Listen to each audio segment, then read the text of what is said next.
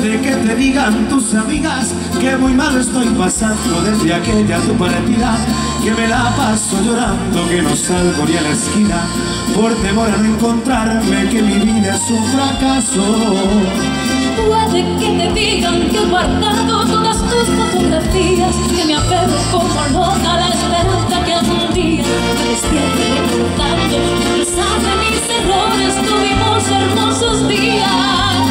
También es probable que te cuenten que frecuento los lugares donde me abrazabas fuerte, que no soy nada discreto y cuando alguien te menciona pues quedarme callado y le digo a esa persona: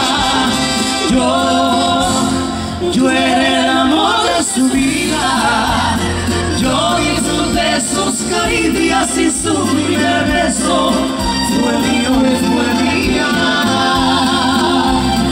Yo entre sus brazos dormía, yo le arrancaba sonrisas mientras le cantaba canciones bonitas.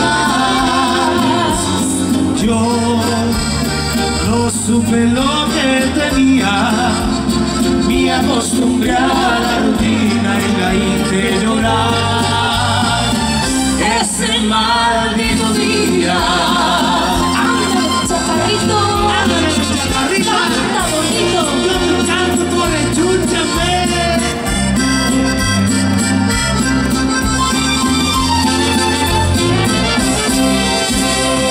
También es probable que te cuenten que frecuento los lugares donde me abrazabas fuerte, que no soy nada discreto y cuando alguien te menciona no sé quedarme callado y le digo a esa persona: yo era el amor de su vida, yo disfruté sus caricias y su primer beso fue mío y fue mía. yo entre sus brazos dormía, Yo le arrancaba sonrisas mientras le cantaba canciones bonitas. Yo no supe lo que tenía, me acostumbré a